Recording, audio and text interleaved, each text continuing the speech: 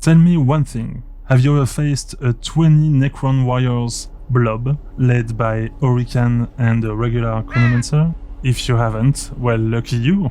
If you have, then you must know what true desperation feels like.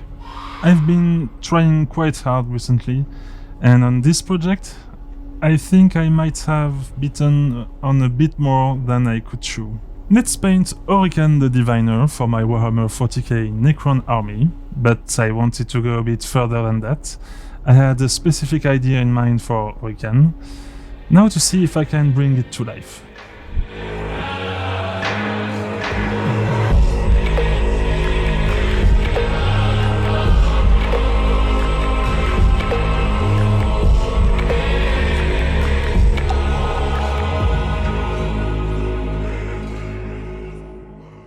Welcome, my name is Hubert, and today we paint Orikan the Diviner, or rather the idea I had in mind of him while reading The Infinite and the Divine. But this video isn't just about that. You also witness a simple idea take shape, and then slowly spiral as I lose the plots and get overwhelmed by my own grand vision. If there is a lesson in all this, it's probably that I should follow actual painting recipes a bit more and maybe stop relying entirely on pure improvisation. But first I have to announce the winner of last video's little giveaway. I painted a Dark Angel Space Marine captain, and to be fair, he will also work for a Salamander army. And if I don't count the dicks and hate mails, well... In total, you received 28 unsolicited biometric phallus schemas, almost certainly the work of Tau auxiliaries. Mobius, it's pissing me off. Numerous missives of hostility were also logged, ultimately for true gigachads of the Omnissiah engage in your minor data ritual. So thank you Matteo, Dmitry, Adam and Rudy. This is tricky, I know some of you, so for this to be fair, I'll just roll for it. Hitting on 3s. 2. Hitting on 3s. 1. On 3s. And that's 6. Okay. So who is this? Rudy! Okay, for the others, thank you very much for participating. I love receiving your emails and I'll be responding to each of you. And Rudy, message me again and we'll set up shipping together. Now let's go back to Orikan, yes. I have had some energy shield resin bits and they seemed like a great fit for Orikan, whose pose leans more towards mystic calm than open combat. I pictured him standing amid the chaos of battle, shrugging off incoming fire as he quietly reads the flow of fate and his foe's intentions. But by the way, who is Orikan and how does he play on tabletop? Orikan the Diviner is a Necron cryptech astromancer, able to calculate the events of the future from the pattern of stars.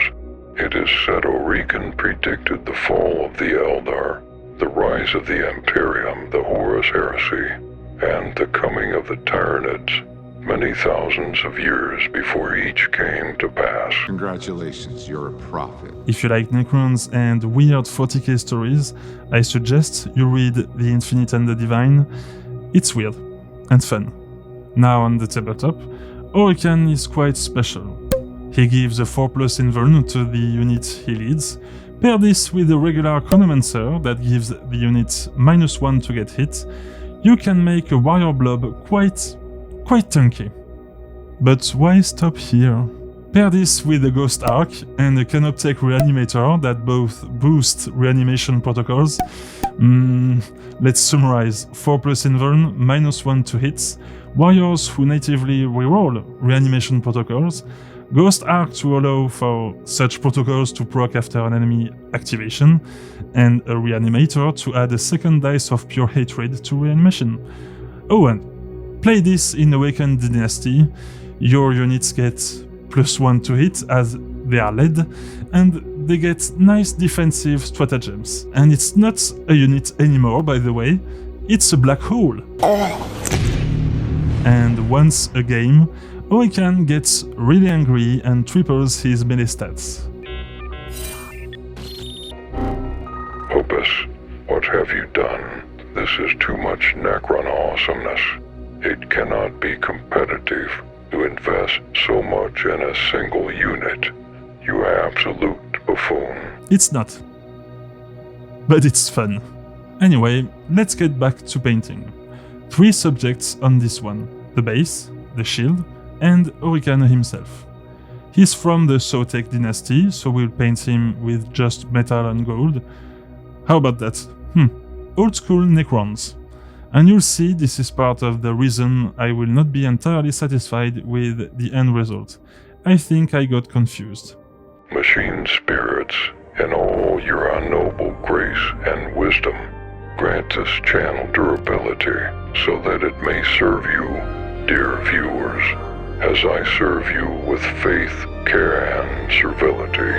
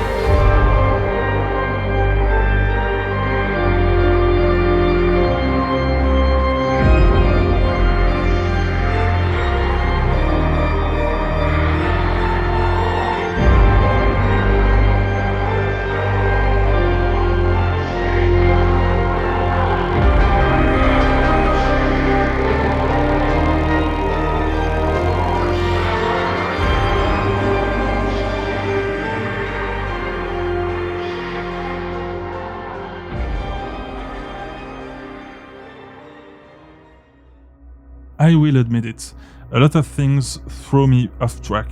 I wanted to keep the model dark, but I also wanted to experiment with gold and chrome and bright highlights, and the idea that really jammed my brain was this: paint the model normally, but somehow keep the edges dark enough for the OSL to work. Simple in theory, in practice, a bit of a headache. But there is one thing I'm actually happy with: the base. I've changed my recipe a few times, but this one is staying. A dark blue-grey base, finished with pigments. Simple and effective. Once the details are wrapped up, it's time to dive into the real subject of this video, the energy shield and those impact effects. Here is how I intended to do this. Start with a Caliban green base, then push the brightness and saturation all the way up to mood green and even fluorescent yellow on the edges.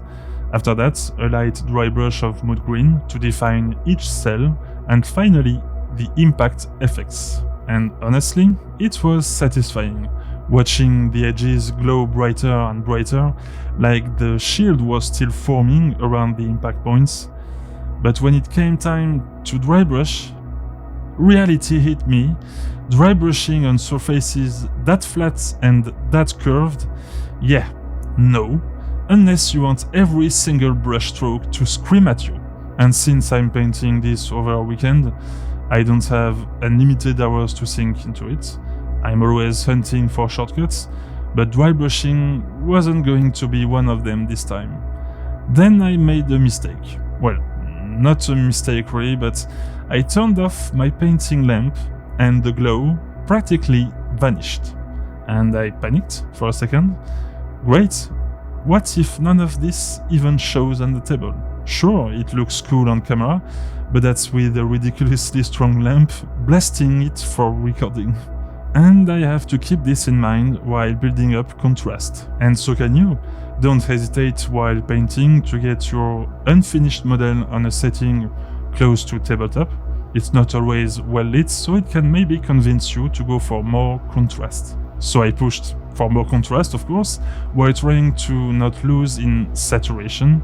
I made another pass with white ink on all the edges, then again with fluorescent yellow ink. And this time it works. I can still see the glowing parts in my somewhat poorly lit office. One last step now, and this is where I'm going to need your advice. Something went wrong with the impact effects. I can't quite put my finger on it. I wanted Orikan to stand as a static force in the chaos of battle, tanking shots like they were nothing, just existing in his own bubble. Like in my last video, I started the effect with white, with a bright hotspot at the point of impact. Then I glazed fluorescent yellow ink over it, followed by orange around the center and on the ends of the shrapnel. I then tried something with black panel liner. Again, I'm painting without a reference.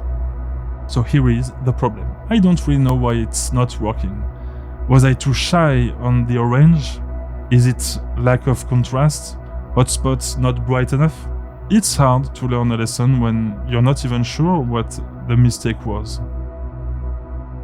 To wrap it up, I spray some tenebrous grey around the effects for extra contrast, especially in the darker parts of the shield, then finish with white again on the hottest part. I think I've pushed the contrast as far as I can, from deep grey all the way up to pure white. So maybe, just maybe, the issue is not the colors at all. Maybe it's the fact that the shield itself isn't reacting to the impact. The resin bits just sit there, glowing, but the surface around them stays untouched. And that's what makes everything feels a bit out of place. Orikan is finally done. Let's have a look.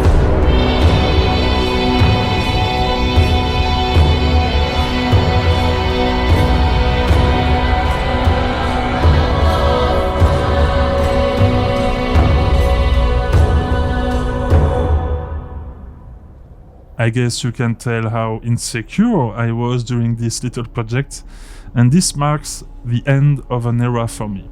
The end of just improvising stuff. Now that I've got my shit together in my personal life, it's time to get organized in order to share great stuff with you guys. And I started with my office / recording and painting space, bigger desk and storage, making it easier for me to record and switch scenes. So yeah, I lost a lot of time doing all this, meaning less time to paint Orikan, but I see this as time invested. We will see. Each week that passes, I find new solutions for managing my time between work, the people I care about and the channel, from recording, editing to the painting itself. So I don't know why this shouldn't work. Time will tell. That's it for me today. I hope you enjoyed this one, and as always, I'll see you soon for more painting stuff. So until next time, happy painting!